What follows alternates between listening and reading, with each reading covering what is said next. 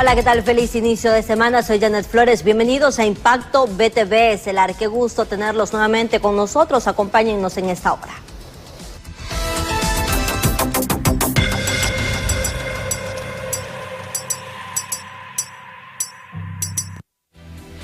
Y así damos paso a las noticias. El Ministerio Público, a través de la Agencia Técnica de Investigación Criminal, realizó el requerimiento fiscal a 4 integrantes de una estructura criminal que se dedicaba al hackeo de cuentas de WhatsApp para poder estafar a los sanpedranos mediante la venta de dólares. El Ministerio Público realizó el requerimiento fiscal a una estructura criminal acusada de hackear cuentas de WhatsApp para cometer estafas con supuesta venta de dólares en San Pedro Sula. Ellos envían un enlace a los números telefónicos. Una vez que la persona ingresa al mismo es cuando ellos ya toman posesión o toman poder de esta cuenta y con los contactos que la misma persona afectada tiene, hacen en este caso u ofrecen venta de dólares a un precio más bajo del que ya está estipulado en el Sistema Financiero Nacional, y es cuando se comienza la estafa. El requerido por la ATIC, Manuel de Jesús Alberto, desmiente estar vinculado a ese delito y asegura que se gana la vida trabajando de taxista. Yo no paso de mi trabajito, soy taxista. Antes trabajaba en una empresa y por la pandemia quedé sin trabajo y por eso ando de taxista ahora. No tengo ningún problema con la justicia. La esposa de don Manuel de Jesús exige justicia por considerar injusta la captura de su compañero de hogar y asegura que es inocente. Yo les abrí mi portón y me dijeron ellos que abriera si no me lo tumbaban. Entonces yo les dije, no, entren. El que no la debe no la teme. Y levanto mi cara porque somos inocentes de todo lo que lo acusan a él. Esa estructura de hackeadores utilizaban técnicas de phishing o suplantación de identidad, la cual consiste en obtener información confidencial como contraseñas, números de tarjeta de crédito o de débito y datos personales mediante mensajes de texto, correos electrónicos y sitios de web falsos. E informó para ustedes Mariela Manzanares. Ve usted qué preocupante esta situación, a tener mucho cuidado de la población porque están tomando en consideración este flagelo en el país. Y bueno, a la escasez de dólares, por supuesto, que también ha sido mayor y de eso se están justamente agarrando los delincuentes. Y escuche bien, las redes criminales, como les menciono, se están aprovechando de todas esas plataformas virtuales para poder estafar a sus víctimas. El número incluso de las denuncias a diario están recibiendo ya las autoridades es preocupante, por lo que los expertos advierten que si no se controla ese flagelo, los daños que están causando serán mayores. A continuación, le contamos más detalles. La era digital es una realidad que se ha ido extendiendo a nivel mundial, facilitando las comunicaciones y abriendo opciones rápidas y cómodas para realizar varias actividades, como por ejemplo, transacciones bancarias y trámites sin necesidad de movilizarse. Sin embargo, a la par de la convivencia de la tecnología, aparecen amenazas como las estafas en línea. En los últimos días se ha generado un aumento sobre denuncias. No facilite su número de identidad, su nombre completo, su fecha de nacimiento, número de teléfono e información de familiares si usted no está seguro que se trate de un portal debidamente certificado, ya que a la fecha el número de estafas ha incrementado. Solo la semana anterior, en un periodo no mayor a los 4 días, ya habían alrededor de 270 personas que habían logrado ser estafadas por esta banda criminal. Según el informe investigativo, los estafadores operan utilizando las diferentes redes sociales, así como la plataforma de WhatsApp, a través de mensajes publicitarios sobre ofertas de empleo, las cuales publican muy bien maquilladas para que su víctima pueda caer. Son delincuentes que empiezan a estudiar el comportamiento y se vuelven presas fáciles para este tipo de delitos, para este tipo de estafadores. Tenemos que tener claro hoy que los jóvenes necesitan un empleo y lo reitero, la necesidad los obliga a hacerlo. Sin embargo, desde la parte educativa creo que estamos muy débiles y tenemos que fortalecernos. Eso es el primer tema que tenemos que tocar. La educación, el traslado del conocimiento. El mayor activo que puede tener un ser humano es el conocimiento y que estén atentos para prevenir este tipo de estafas. Otro modus operandi de estas redes criminales es a través de llamadas telefónicas o mensajes de WhatsApp utilizando números internacionales. Ha salido una modalidad con respecto a emplear jóvenes, mujeres, sobre todo, les están ofreciendo también trabajos, sacarlas del país para ir a realizar trabajos a otras partes del mundo con, entre comillas, atractivos salarios, y lo que se da es el trata de blancas. Eso por un lado, hay que tener mucho cuidado. Los mensajes son los mismos, el famoso cambio de dólar o anuncios como por ejemplo ha sido seleccionado para un trabajo a tiempo parcial o completo ganando entre 50 y 300 dólares por día. La tentación es atractiva y cae el que menos sabe. Con imágenes de Elvis Zambrano les informó Walter Pérez. A tomar toda la precaución y más adelante les estaremos hablando también más de este tema. Y ahora, por otro lado, en las últimas horas, el general en condición de retiro, Romeo Vázquez Velázquez, quien encabeza el movimiento del Ejército de Ciudadanos por la Paz, presentó una denuncia ante el Ministerio Público por presunta persecución política.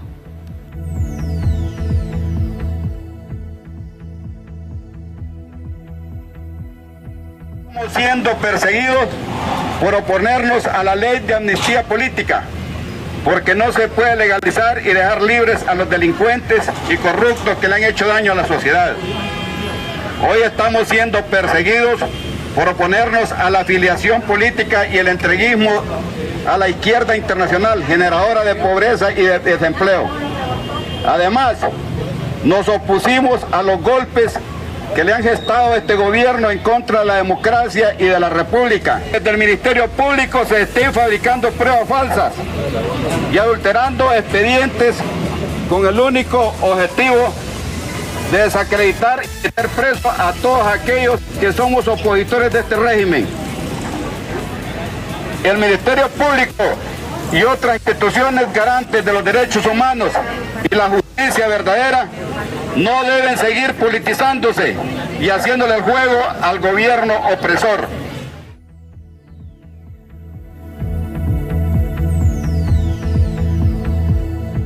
Bien, y retomando el tema de las estafas a través de las redes sociales, nuestro compañero José Luis Castellano ya se encuentra con un experto en economía, quien también se manifiesta en torno a estos abusos que se están cometiendo por parte de muchos hondureños para poder estafar a otros y aprovechándose de esta escasez de dólares que no solamente ha impactado en la economía del país, José Luis, también hay otras repercusiones que por supuesto ya les estamos viendo nosotros. Buenas noches.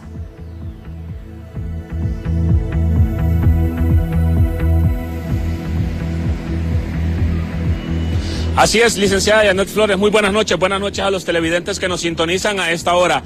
Tal y como lo da a conocer, sin duda alguna, una repercusión bastante directa en el tema económico, esta situación del dólar en nuestro país, donde existe una necesidad, también se crea el aprovechamiento por parte de algunas personas. Para hablar sobre ello me encuentro con el licenciado Melchor Rodríguez, quien es economista, para hacerle la consulta ante esta situación. Ya no existe no solamente una necesidad o un impacto que crea directamente el dólar en nuestro país, ahora incluso hasta grupos delictivos se están aprovechando de la necesidad en el cambio del dólar. ¿Cómo verlo, esta situación que se está dando en el país desde su punto de vista? Muy buenas noches. Muy buenas noches. Bueno, en primer lugar hay que recordar, ¿verdad?, que el mercado funciona de manera paralela. Ante una mayor demanda también hay una diferente oferta, ¿verdad? Entonces, ¿qué situaciones se da? En este caso del dólar, hay una gran demanda de dólares, la oferta no es suficiente, entonces la gente a veces se ve en la necesidad de recurrir a otros mecanismos a través de los cuales obtener los dólares.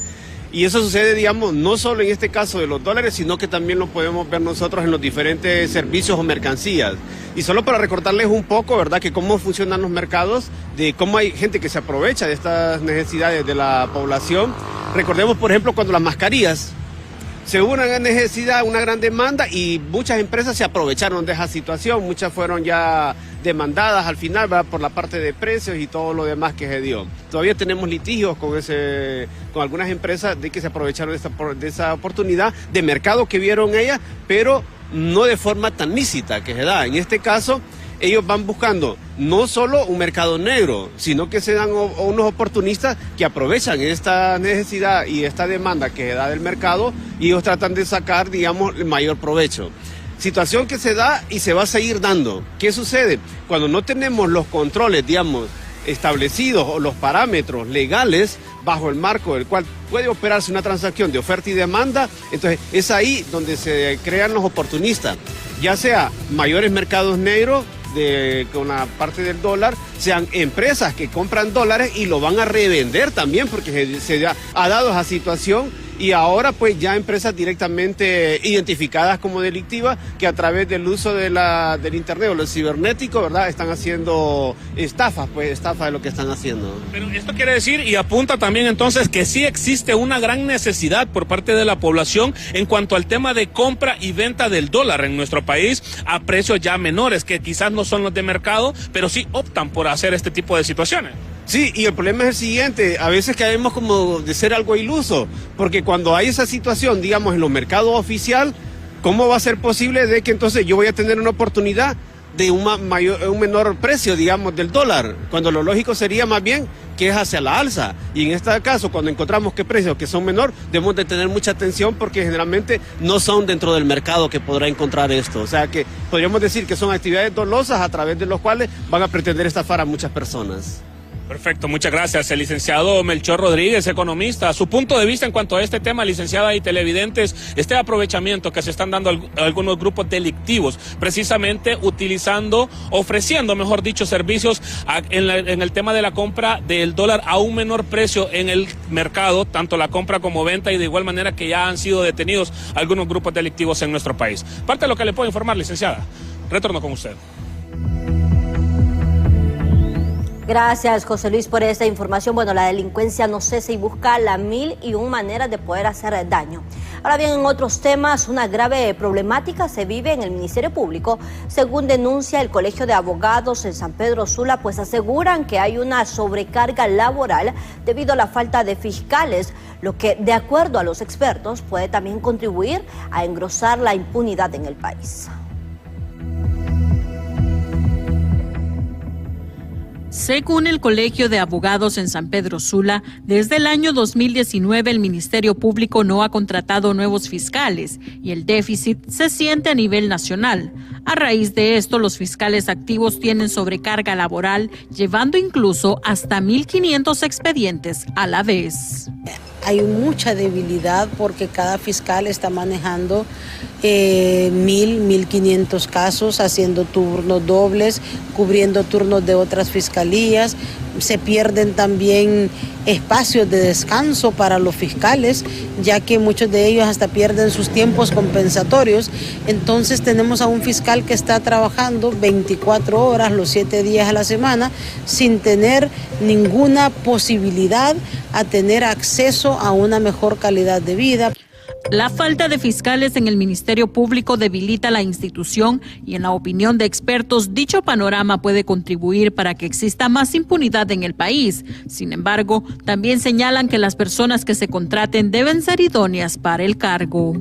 Que no se sale con el trabajo, no se hacen los trabajos de manera adecuada, muchas veces no se presentan los casos como se deben presentar y eso genera impunidad, o sea, es lo que genera es impunidad, que no haya castigo a aquellas personas que cometen o cometen un delito o delinquen. Entonces eso es lo que el gran problema, ¿verdad? Vamos a seguir teniendo corrupción, vamos a seguir teniendo casos, por ejemplo, por poner un ejemplo fácil, un casi 90% de impunidad en homicidios, ¿verdad? Y así en otros montón de delitos donde la impunidad es altísima, se va a seguir dando mientras no haya un poder judicial, una policía nacional y una corte que realmente esté capacitada y tenga una buena cantidad de personas haciendo una labor decente y honrada para la justicia del país. La sobrecarga de trabajo o la mora de expedientes también llega al Poder Judicial, pues las instituciones de justicia no se dan abasto para cubrir y dar trámite a las incidencias. Es por ello que solicitan se contrate más personal calificado para los puestos. Con imágenes de Rigoberto Escobar, les informó Cintia López.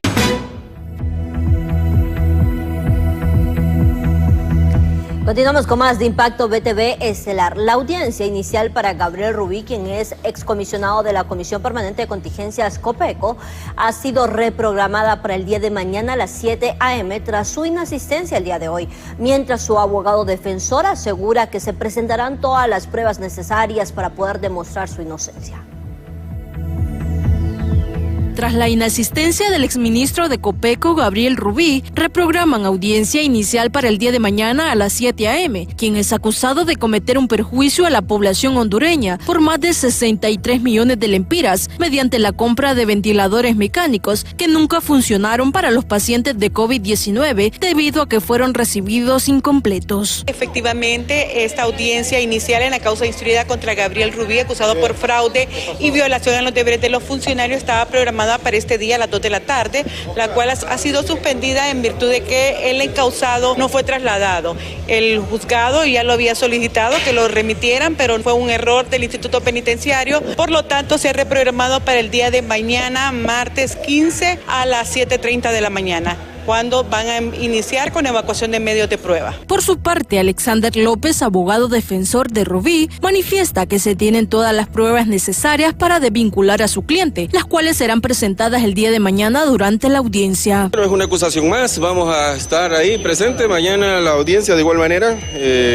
Hoy se presentaron algunos y quizás por la incomparecencia de nuestro representado, no atribuible a nuestra responsabilidad, pues tampoco ha podido estar en la declaración de imputado. Pero mañana estará a desarrollarse mañana. Habrá cuestionamientos del Ministerio Público. Quizás hay un contexto que todavía no ha salido, que va a salir precisamente de la evacuación de los medios probatorios. ¿Cuál es ese contexto, abogado? La verdad, claramente. Tales periciales, incluso hay alguna prueba que está relacionada con el Tribunal Superior de Cuentas, ¿verdad? Mientras tanto, para criterio de abogados, los requerimientos fiscales que se han presentado últimamente contra exfuncionarios del gobierno anterior son una persecución política, ya que hasta este momento salen a la luz cerca de las próximas elecciones. En el caso de Narri Adfura, tuvieron más de 4 años o 5 años para presentarle un requerimiento fiscal en todo caso o realizar una investigación exhaustiva en todo caso, pero lo han venido a presentar ahora justamente cuando estamos a pasos para un año electoral. Luego, en el caso del general Romeo Velázquez, en las mismas condiciones, porque si es un tema de él, del pasado, de que han pasado tantos años, ¿cómo es que ahora sí o es? Según las investigaciones, estas personas habrían manipulado el proceso de adquisición. Además, habrían realizado transferencias bancarias sin la debida documentación soporte y omitieron la recepción oficial de ventiladores mediante actas de entrega, un proceso que debió ser rápido, riguroso y transparente. En cámara de Ángel Maradiaga, les informó Berenice Amaya. Y asimismo, después de que el Ministerio Público presentara un requerimiento fiscal contra los exfuncionarios de la Comisión Permanente de Contingencias Copeco y también presentara a 3 o a otros personas legales de esa misma institución, y además quien eran empresas de fachada, aprovechándose de la pandemia del COVID-19, compraron productos sobrevalorados como percoladoras y otros artículos, los cuales no eran esenciales para hacerle frente a la emergencia sanitaria en Honduras. Además, comparecerán en una audiencia inicial el día jueves 17 de octubre a las 9 de la mañana. Detención judicial para los 3 encausados. Son Mireya Patricia Paz, Pedro Antonio Núñez y Junior Alexander Benítez. Los 3 acusados por cooperadores necesarios para el delito de fraude en perjuicio de la administración pública. Esto en relación a la sobrevaloración de algunos enseres domésticos como ser percoladoras. La compra fue de 12 millones y la sobrevaloración asciende a 5 millones de lempiras. ¿Qué prosigue? La audiencia inicial el próximo jueves 17 de octubre a las 9 de la noche.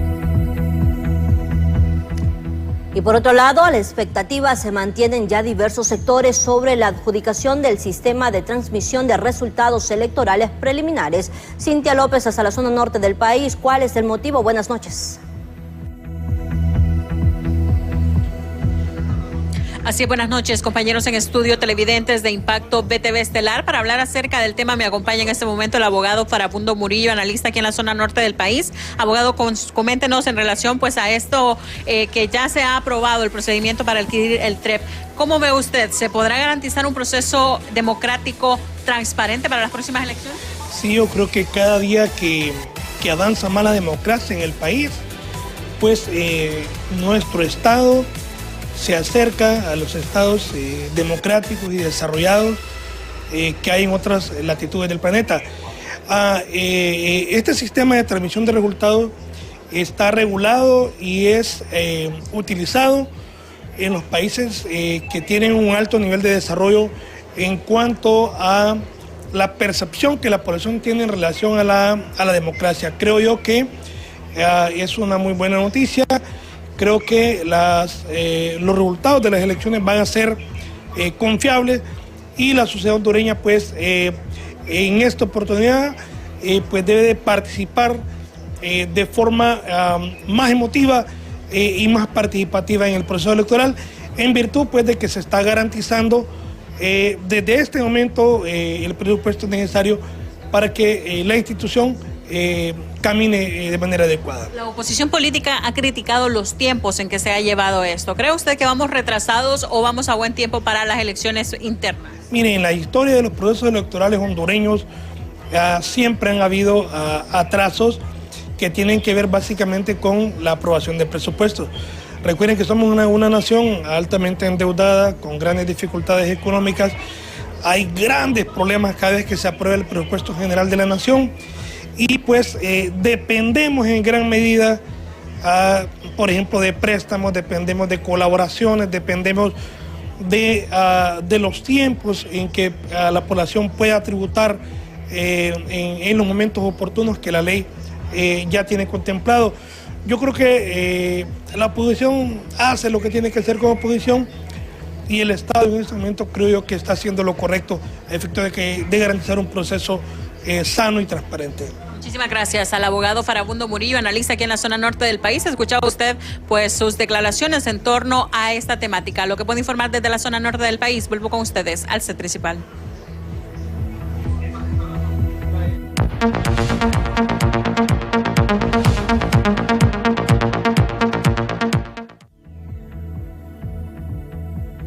Y damos paso a otras informaciones porque comenzaron ya oficialmente las audiencias públicas para socializar y discutir el proyecto del presupuesto general de la República 2025, donde llevará un extenso análisis debido al incremento que este tendrá y que dejará fuera a muchas instituciones que no hayan ejecutado bien el mismo.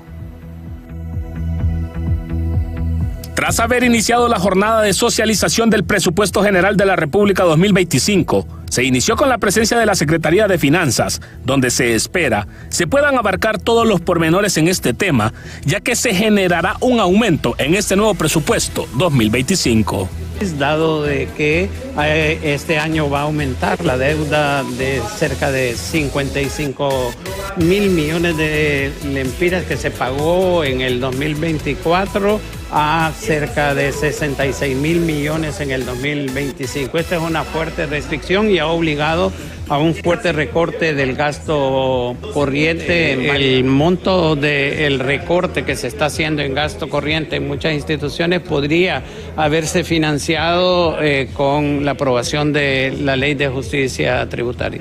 Desde ya el titular de la Secretaría de Finanzas dio a conocer que son varias las instituciones que se les disminuirá el presupuesto para el siguiente año, ya que no han logrado justificar la ejecución del presupuesto 2024. Son bastantes secretarías, ahí tendríamos que ver el presupuesto, pero en general podemos decir que son varias. Nosotros hemos hecho hoy aquí en el Congreso Nacional una presentación que es completamente pública, ahí se observa institución por institución cuál es la disminución. Sí quiero recalcar que el Poder Ejecutivo es uno y en Consejo de Ministros se presentó este proyecto de ley. Estaban todos los secretarios, secretarias de Estado, directores y directoras y fue aprobado en Consejo de Ministros. Para analistas, esta situación del no ejecutamiento de presupuesto en algunas instituciones podrá incluso generar gastos innecesarios que al final lo que podrían servir es para que el gobierno de turno haga política. Es triste y es lastimoso que ha habido una baja ejecución del presupuesto en muchas de las instituciones.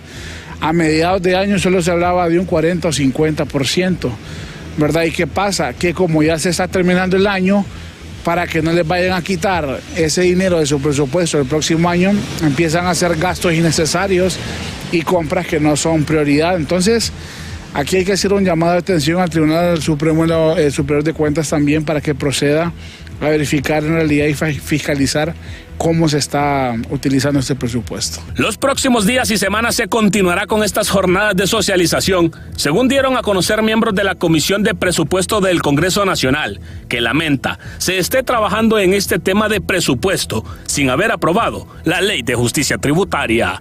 Con imágenes de Marvin Andino, les informó José Luis Castellanos. Vamos a cambiar completamente de información. La periodista Berenice Amaya se encuentra con un experto para dialogar sobre ese aumento que ya reflejan los combustibles durante esta semana. Berenice, buenas noches. Así es, Janet Flores, tal y como usted lo menciona, pues se había visto una rebaja constante en los combustibles, sin embargo ahora se registra una alza. Pero para este tema me acompaña el arquitecto Juan Carlos Rodríguez. Arquitecto, ¿a qué se debe esta alza de combustibles en estos momentos, ya que había una rebaja? Bueno, sí, de hecho lo que habíamos tenido una serie de semanas en rebaja, donde todos los carburantes estaban teniendo rebajas, todos ellos. Fueron como 8 semanas consecutivas. Pero esa racha cambia. Definitivamente en algún momento teníamos que llegar a un nivel más bajo, no posible rebajar más, sino que de acuerdo al precio internacional del petróleo y los carburantes por ende.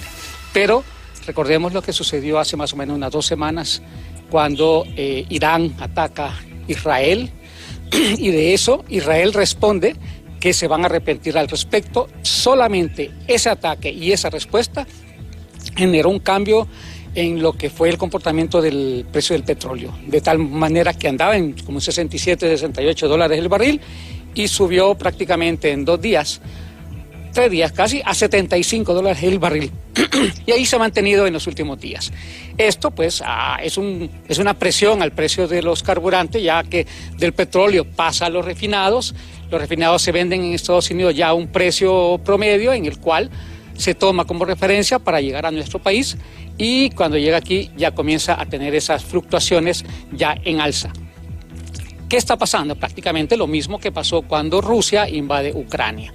Va a pasar exactamente lo mismo, dependiendo, claro, de la intensidad que se pueda seguir generando estos ataques. Recordemos que Israel ha seguido atacando Hezbollah y todos estos, que sigue propiciando la posibilidad de que la lucha bélica continúe, que Irán vuelva a hacer ataques y que Israel vuelva a seguir atacando incluso a Irán mismo, y esto se puede complicar. Por ahora se ha detenido el precio del petróleo. Hay que ver cómo siguen las próximas semanas, pero en nuestro país las rebajas ya no van a poder seguir siendo, sino que de aquí para allá van a haber varias semanas en las cuales vamos a ver alzas. Pero recordemos, lo que bajó en 8 semanas podríamos volver a perderlo en próximas 6, 8 semanas nuevamente.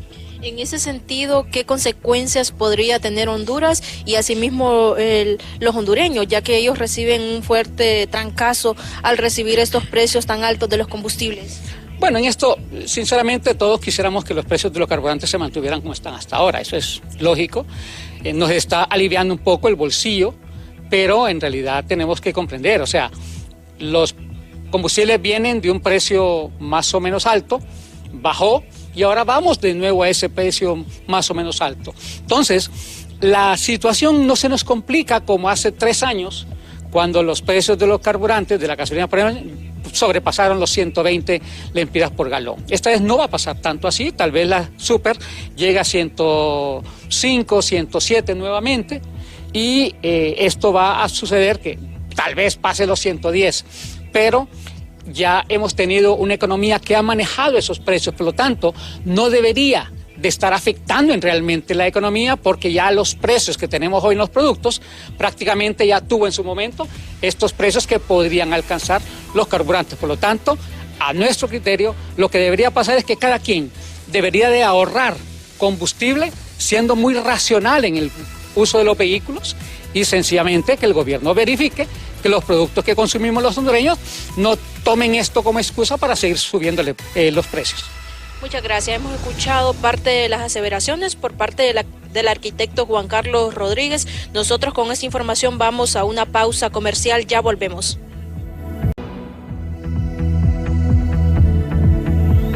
Continuamos con más. Y en el ojo del huracán se encuentra el jefe de las Fuerzas Armadas, Roosevelt Hernández, tras emitir su postura sobre la aprobación de la Ley de Justicia Tributaria, un hecho que ha generado malestar en varios sectores de la población, quienes afirman su discurso fue ceñido bajo tintes políticos. Pese a esto, los diputados afines al oficialismo respaldan su posición. Gabriela Plata nos amplía.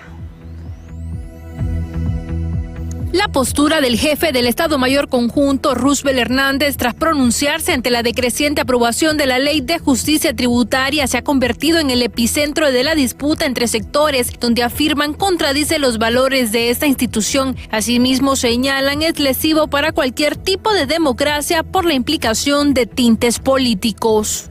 Que no se llegue a ese extremo de calificarlo como activista político en asuntos que no son de competencia del jefe del Estado Mayor Conjunto, son atribuibles a otros poderes del Estado, pero nunca para hacer una observación, un señalamiento, un comentario, discursar sobre estos temas en forma particular. Pese al rechazo por sectores, diputados afines al oficialismo argumentan las declaraciones emitidas por Hernández no representan ninguna intromisión en las Fuerzas Armadas del país. ¿Quieren pagar?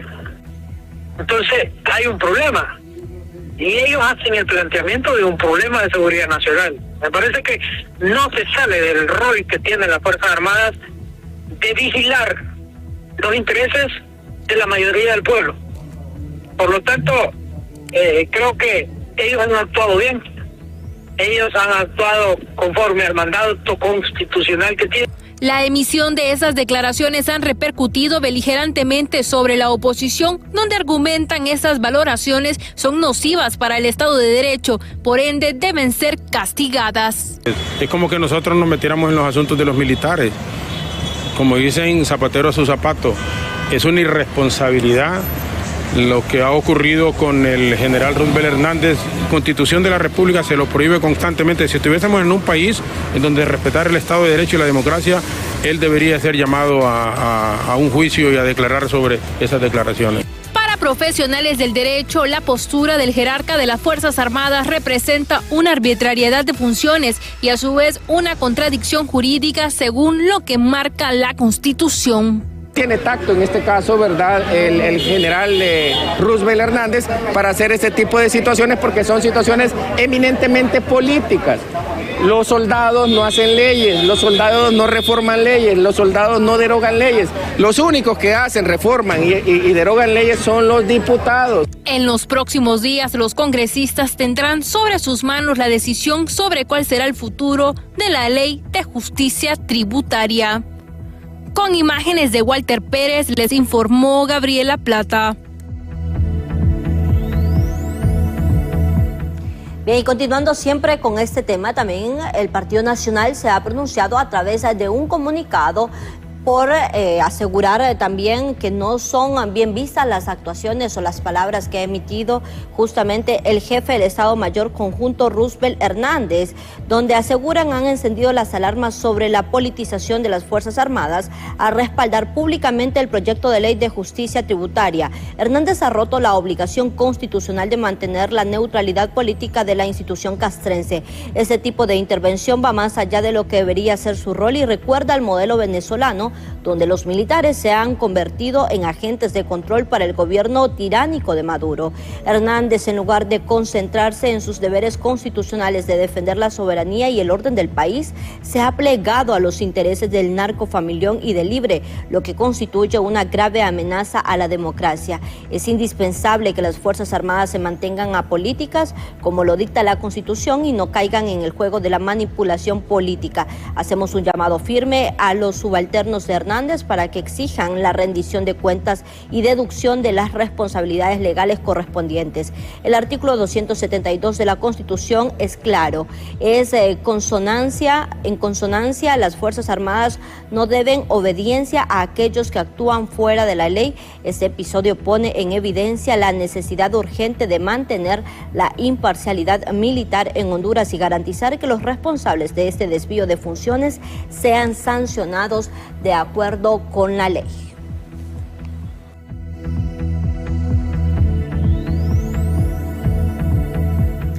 Y los políticos en contienda electoral desaprueban también ese discurso del jefe de las Fuerzas Armadas, Roosevelt Hernández, en relación a temas políticos, asegurando que no les compete y que se pone en riesgo la democracia.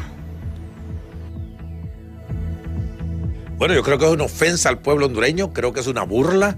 Si hay algo que desde el soldado de rango más bajo sabe, es que las Fuerzas Armadas tienen un mandato constitucional de ser apolíticas y no deliberantes. ¿Qué consecuencias puede tener estas declaraciones que se han vertido? La más grande es la desconfianza. ¿Cómo va a tener el pueblo confianza de que ellos van a respetar y hacer respetar la Constitución en caso de un abuso de poder de parte del Ejecutivo o del Congreso, del Poder Judicial o quien quiera? No hay confianza, la han perdido muchísimo. Siendo que la ministra de Defensa y Seguridad también es precandidata a la presidencia, ¿creen que están en desventaja contra ellos? Bueno, es un conflicto de intereses y sí estamos en desventaja porque, veámoslo del otro lado, ella tiene una gran ventaja, aparece a cada rato, puede por todos los medios, sus declaraciones son escuchadas, entonces ahí está promoviendo dos cosas. Uno, lo que quiera decir, que no dice mucho de todas maneras, y otro es poderse promover el proselitismo, promoverse ella para su candidatura y que la conozcan. Óyame, tiene una ventaja enorme.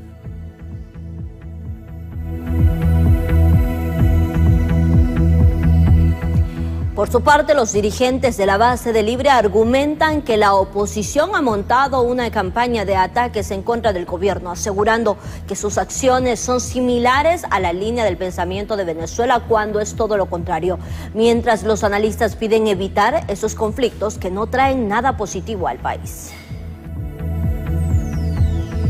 En el país se ha montado una campaña de difamación y calumnias en contra de la presente administración desde hace varios años, mencionan dirigentes de base de Libre. Un ataque mediático que supuestamente atribuye acciones que no existen en la realidad. Sí, hay que tener mucho cuidado con el mensaje de los medios corporativos, sobre todo porque a lo blanco le llaman negro y a lo negro le llaman blanco, ¿no?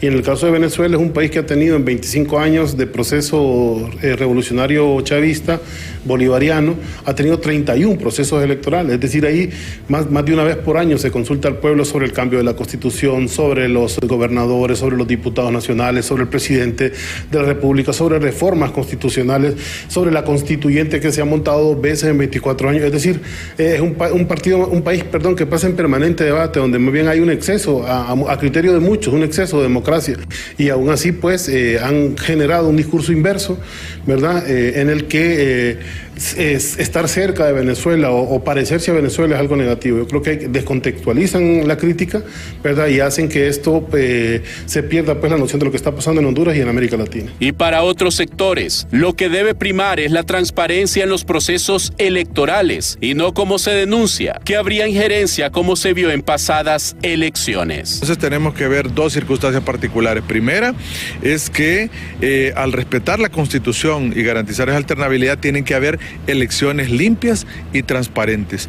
Y además de eso, elecciones donde se garantice el acceso de ese derecho político a todos los hondureños que están participando a través de las instituciones políticas y que no se vaya a tratar de obstaculizar el ejercicio político, democrático, de las personas que están aspirando a los diferentes cargos de elección popular. Para analistas, estas acciones son una campaña de desprestigio de muy bajo nivel que afecta a la sociedad hondureña y la imagen del país. Obviamente nosotros condenamos toda campaña sucia, toda campaña de desprestigio, ya sea de un lado hacia otro o viceversa.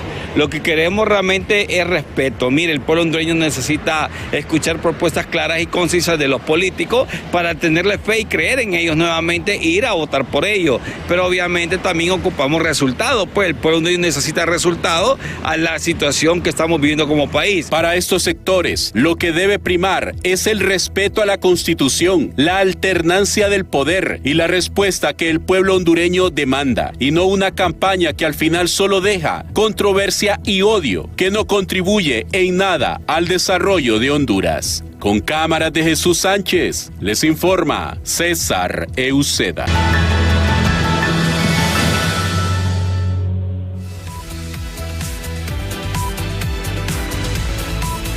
Continuamos con más y ha iniciado la jornada de desparasitación a nivel nacional dirigido a los niños, niñas y jóvenes de todo el país. Cuartel Pérez nos tiene la información.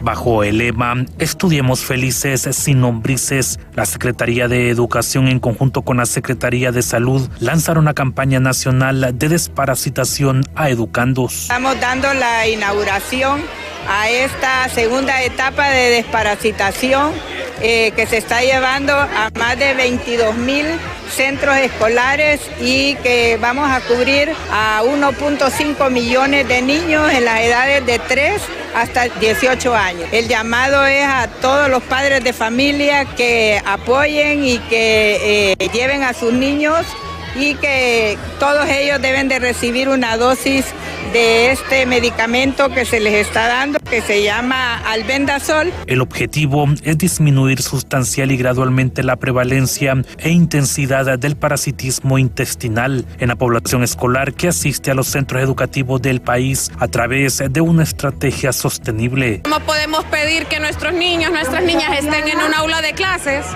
mientras están luchando silenciosamente con parásitos sin saberlo? Por eso no se concentran, no dan el máximo, digamos, en su concentración, en sus capacidades, porque este es un parásito silencioso, ¿no? Entonces es importante para el futuro de nuestros niños que estén, no solo es ir al aula de clase, sino ir saludables también. La desparasitación va dirigida directamente para el nivel prebásico, básico y medio de los centros educativos gubernamentales y no gubernamentales del país. Nuestro centro educativo se siente el día de hoy honrado, ¿verdad?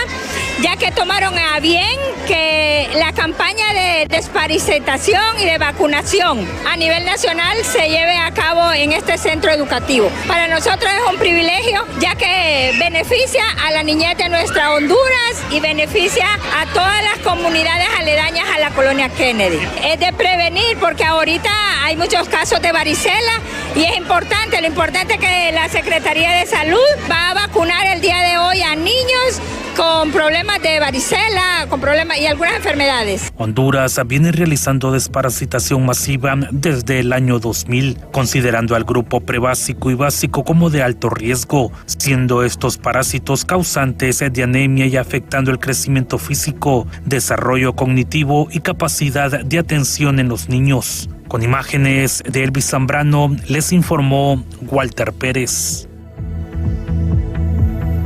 Y siempre en temas de salud, la presidenta de la Fundación Hondureña contra el Cáncer de Mama, Lía Bueso, ha expresado su preocupación ante el aumento del 45% en los casos de cáncer de mama en el país. Esa enfermedad ha pasado a ocupar el primer lugar en incidencia, superando al cáncer de cervix, que anteriormente ya era el más común. Y por otro lado, la Asociación de Médicos Hondureños en Cuba, en una misiva dirigida a los diputados del Congreso Nacional, expresan su apoyo en favor de que se apruebe el Tratado Aéreo Honduras-Cuba, que ya pasó en segundo debate en la Cámara Legislativa. Además, empleados del Instituto Hondureño de Seguridad Social en San Pedro Sula volvieron a protestar por el pago atrasado de salarios. En algunos casos suman hasta 9 meses de horas extras y salarios atrasados. Así lo denunciaron. Hoy se trató de una protesta apoyada por pocos empleados, quienes colocaron banderas en los portones Capítulo Norte. Ellos indicaron sentirse y estar además decepcionados al punto de dudar si realmente valdrá o no la pena esta lucha.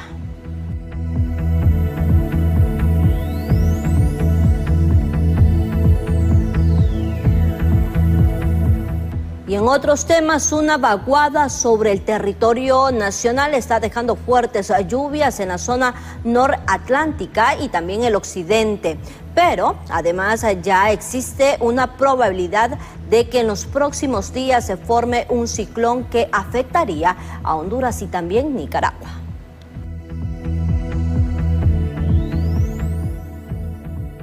Sí, muy buenas. En este momento tenemos presencia de una vaguada sobre el territorio nacional, es la que nos está dejando bastante nubosidad y lluvias importantes en la región norte del país. Específicamente, ya hemos tenido episodios de lluvias en San Pedro Sula, en Omoa, Puerto Cortés, también el departamento de Atlántida, de Colón, en Islas de la Bahía, especialmente en Utila, fuertes precipitaciones, y esto debido a este fenómeno. Sumado a eso también, de parte del Centro Nacional de Huracanes de Miami ya envió los boletines meteorológicos a Cenaos y también a INETER, que es el Instituto de Nicaragua, donde como estos dos hermanos países, entramos en vigilancia por un posible ciclón que se pueda formar dentro de 7 días. Dentro de 7 días tendría el 20% de probabilidad de que tengamos una formación ciclónica compartiendo las costas entre Nicaragua y Honduras, entre Mosquitia nicaragüense y Mosquitia hondureña. Así que, aunque la probabilidad es baja, si este ciclón logra formarse en esa área, pues nuestro país estaría con un peligro latente y estaríamos más que todo casi en una emergencia nacional.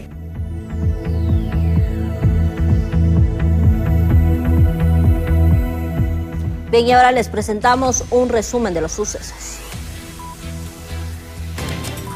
Este es un resumen de sucesos. Una red colombiana estaría detrás del desaparecimiento de menores de edad en el país, principalmente en el norte de Honduras, apuntaron miembros de derechos humanos. Según varias organizaciones, en el presente año han aumentado considerablemente el rapto o desaparición de jóvenes entre las edades de 12 y 16 años. Esto principalmente en la zona noroccidental y límite con Guatemala y El Salvador.